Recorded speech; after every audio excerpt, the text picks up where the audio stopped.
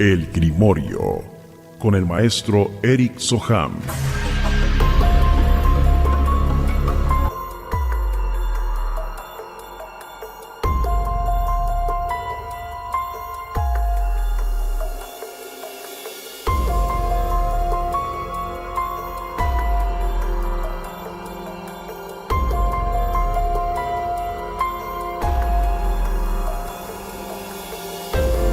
No, definitivamente no. Aunque hay algunas capacidades, pero no necesariamente son las que mencionan aquí, de personas que pueden entender sí, cuando alguien está pensando o va a decir algo, puede interpretarlo o saberlo antes de que la persona lo diga. Pero son facultades muy raras, no es que un médium o un brujo o alguien que tenga visión o eso pueda hacerlo. No, definitivamente no. Eso es algo que incluso dentro de las mismas leyes hay cosas que se pueden hacer y que no se pueden hacer. Cuando se interfiere, por ejemplo, en los procesos naturales de la evolución o de la experiencia de alguien, todo eso es penado y castigado. Entonces no es algo que la gente quiera tener. Generalmente la gente diría: me encantaría saber lo que están pensando, lo que van a decir, o lo que están tramando, pero no es posible.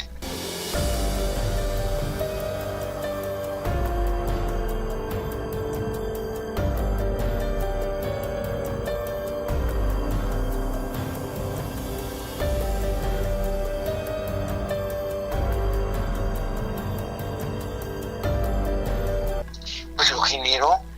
Fíjate que la mente es tremendamente fuerte. De hecho, ya sabemos que la creación es mental. Entonces, cuando hay una intención, cuando hay un pensamiento, a través de la mente se proyecta, se pueden hacer muchas cosas. Por ejemplo, tienes lo que se puede hacer, por ejemplo, telequinéticamente, de la gente que a través de la mente y a través de un deseo generalmente inconsciente pueden mover objetos y pueden hacer que una puerta se abra o que se caiga. De hecho, una película muy buena que se llamaba Carrie, del poder de la telequinesis, que en este caso era muy controlado. Pero aquí en este caso lo que hizo fue tener un deseo, proyectarlo, imaginarlo. Hemos comentado aquí que qué es lo que es la evidencia. La evidencia es una imaginación sana. Entonces, cuando se genera esa imaginación sana hacia un punto, entonces se entra en la forma de poder percibir determinadas figuras o determinadas formas que no son físicas, que son espirituales o energéticas. Entonces lo que pasó aquí es que lo proyectó y lo generó. Y sí, por supuesto que eso es real y es posible.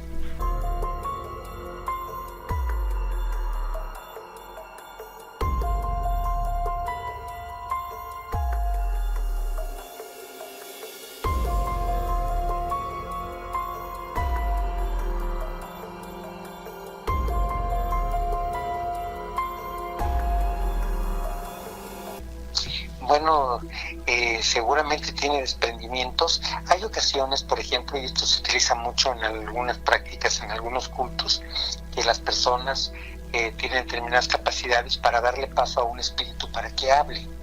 Entonces, en los templos trinitarios, por ejemplo, se usa mucho eso. Y evidentemente sí hay personas que pueden tener esa capacidad de poder, como llaman ellos, sentarse y trabajar, de darle paso a un ser espiritual. Y ese ser espiritual, en algunos de estos casos que menciono, pues llegan para asesorar a la gente, para sanarlos, para guiarlos y para muchas cosas positivas, y son completamente reales. Entonces, en este caso, hay personas que perciben algo, pero se acuerdan perfectamente bien de todo. Pero cuando son vehículos solamente de algún ser que está manifestando a través de ellos, pues es cuando no se acuerdan. Por eso les dice cosas, pero después no se acuerdan. Lo que tiene son cualidades mediúmnicas. Y bueno, y el sonambulismo, pues por ahí viene, seguramente tiene una facilidad para salirse.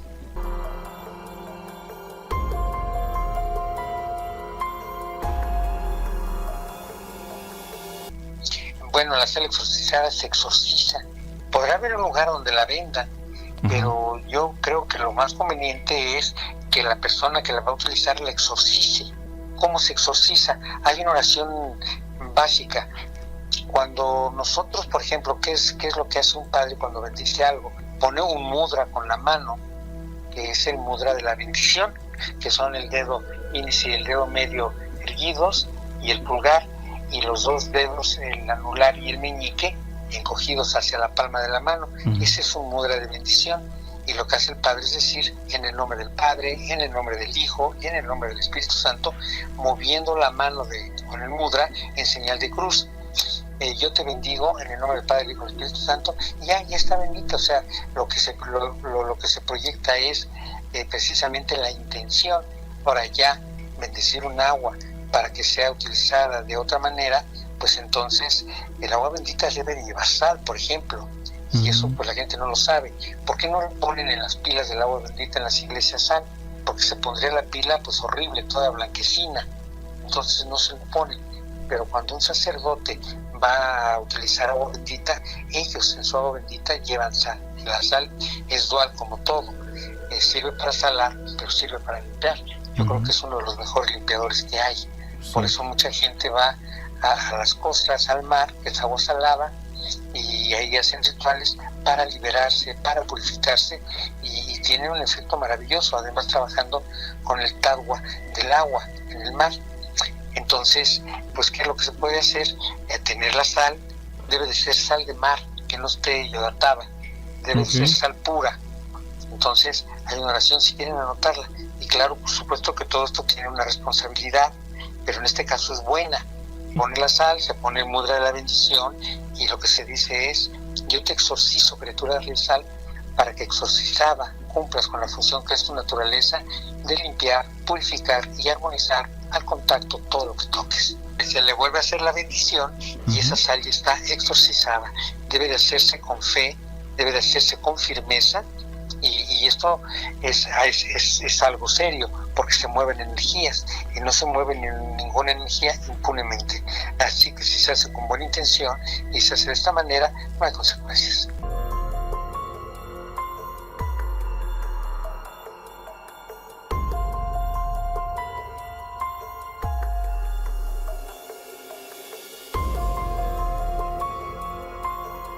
Antes que nada, me gustaría establecer que esta existencia en este plano terrenal es una escuela. Venimos a aprender. Curiosamente, todo lo que se nos presenta, todo lo que nos ocurre, fue planeado. Es como cuando llegas a la universidad y te dicen, ¿para qué carrera vas? Vas para esta.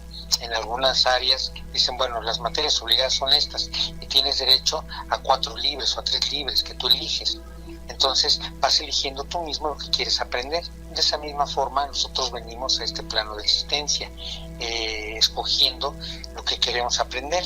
Entonces él pregunta que si es destino y que si está escrito. En la palma de las manos, las líneas de las manos, la quirosofía y la quiromancia son auténticas. Del dedo medio sale una línea que se dirige hacia la roseta de la mano, a donde se juntan el monte de Venus y el monte de la Luna. Por ahí debe de pasar en medio la línea del destino. Esa línea, cuando es fija, cuando es sólida, desde donde nace en el dedo medio hasta la roseta de la mano, quiere decir que hay pocas posibilidades de poder cambiar lo que ya está destinado para la persona. Pero hay ocasiones en que esa línea empieza, y tal vez a la altura de la línea de la cabeza o a la línea de la mente, ahí se corta o tiene espacios. Esos son espacios que se dan para que la persona pueda, de una manera autónoma, elegir lo que quiere vivir, lo que quiere aprender, lo que quiere hacer, o cómo se quiere consagrar o condenar. Eso ya se lo dejan a cada quien. Es cuando dan oportunidad de que tú puedas hacer determinadas cosas con tu destino. Precisamente se llama la línea del destino.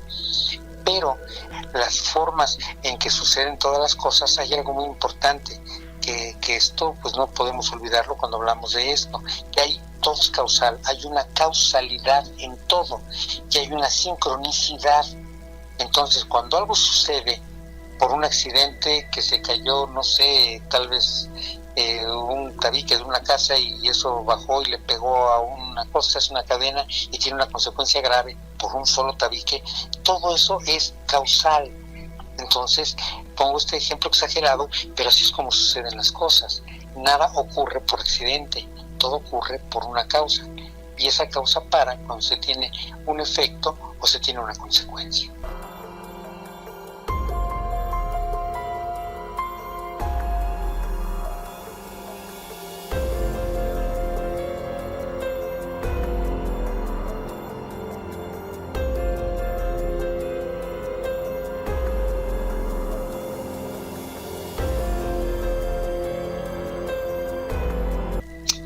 Bueno, esto me parece, desde mi punto de vista, por supuesto que muchas cosas pueden ser posibles, pero por el conocimiento que tengo y la experiencia que tengo, te puedo decir que eso es imposible. Puede ser que algún ser ocupe algún cuerpo, eso podría ser, pero el cuerpo de alguna forma tendría que funcionar para que esa persona pueda estar, pues si no habría rigidez y de todas maneras no podría hacer nada, habría descomposición y de todas maneras no podría hacer nada.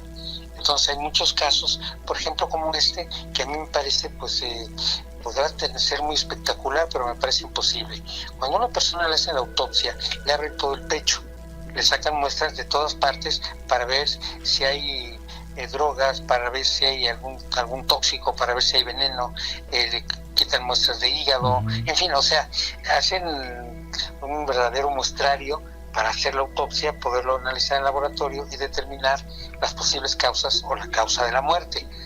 Cuando esto ya sucede, lo cierran y además, pues la mayor parte de los casos cuando hacen la autopsia, pues ya la sangre ya no está, o sea, la autopsia no la hacen al minuto en que se murió, generalmente pasan días, entonces la sangre ya no fluye, no pasa nada y el cuerpo sería imposible, categóricamente lo digo, que se moviera. A mí eso me parece una historia pues interesante y todo, pero no real.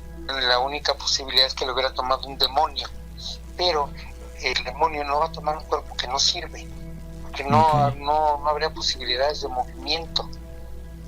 Si lo único que tomaba hoy era agua bendita y así duró un año, pues menos posible todavía. No, esto debe ser alguna otra cosa. Yo te voy a decir, cuando un cuerpo ya está después de la autopsia y si no tiene el formaldehído, lo que le hayan puesto, el embalsamamiento, como sea, no lo tiene bien, pues puede durar unos días, pero de todas maneras los procesos de descomposición están en marcha. Entonces no sería posible que una persona que no tiene un torrente sanguíneo, que tiene una abertura de ese tamaño y que ya presenta pues rigidez cadavérica, entonces no sería posible, categóricamente te digo que no sería posible.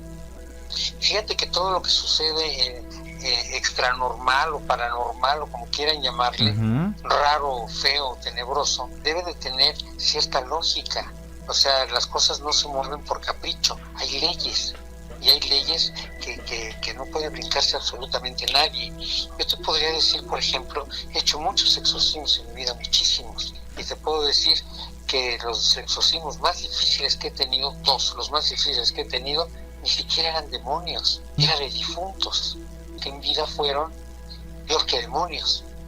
Entonces, lo he comentado aquí en muchas ocasiones que jamás en tantos años, y estoy hablando de décadas, jamás he visto a un demonio jamás brincarse la ley. Ellos podrán hacer y podrán tentarte y podrán hacer que tú te la brinques para que entonces tenga la oportunidad de tomarte, pero le tienen respeto a la ley, porque si no le tienen respeto se los amuelan. Ahora, si tienen sus castigos son reprendidos. Ahora, una persona, un difunto que está perdido, que ya sabe que de todas maneras se va a ir con los cuernos, pues le vale. Ese sigue brincándose las leyes y no le importa seguirse condenando. Entonces es muy difícil sacarlos porque no le tienen temor ni respeto a nada.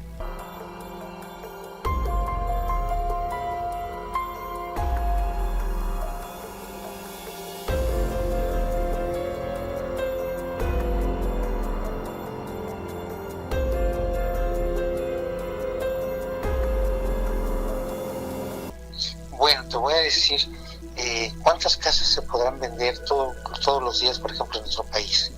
Imagínate que la gente tuviera que ver la manera de que si va a ver esa casa, pues que no vaya a tener demonios. Hay ocasiones en que la gente puede percibirlo, entrar y sentir que estaba pesado, entonces no va a comprar nada, se va a ir a otro lado. Pero puede ser alguien que llegue y que no lo sienta y la compre, y que sea una propiedad infestada. Pero eso siempre tiene remedio. 99% de las veces tiene remedio. Se hace una liberación de esa propiedad, de la infestación que tiene, y la casa puede quedar completamente habitable. Cuando entres y ves una propiedad, entras en una casa que está funcionando normalmente, que no es abandonada, que vive gente y todo, pero que está contaminada. Entras tú en esta casa, probablemente no sientas nada ni veas nada, pero hay algo que no necesitas tener evidencia para darte cuenta. En las habitaciones, por ejemplo, si pasas a la recepción, que es el área común en una propiedad, la sala y el comedor, puedes ver y observar en las esquinas, en los rincones. Entonces, cuando hay una oscuridad mayor de la que sería normal que existiera, ahí está un ser parado. Yo por eso les digo rinconeros, porque se ponen en los rincones, entonces se ve el rincón más oscuro, en caso de que no sientas nada. Y de todas maneras, cuando una propiedad está infestada, hay algo que se puede notar a simple vista, que en la casa no hay armonía, no se ve bien, no se ve con luz, se ve opaca. O sea, te das cuenta cuando una casa no está bien. Es lo mismo cuando ves un carro. A veces puedes ver un carro que es del año y tiene apenas 6 meses circulando y lo ves sombrío, feo, mal. Y hay carros que tienen 20 años circulando y están derechitos y se ven bonitos. Eso depende de qué clase de energía puede tener ese carro, porque no solamente son las casas, se pueden contaminar muchas cosas, pero la única manera es esa. Pero ya estar tratando de comprar una casa con ese temor, ya pues de una manera ya estático ahí contigo, para que no vayas a encontrar demonios, lo que vas a hacer por analogía es llegar a una casa que los tenga.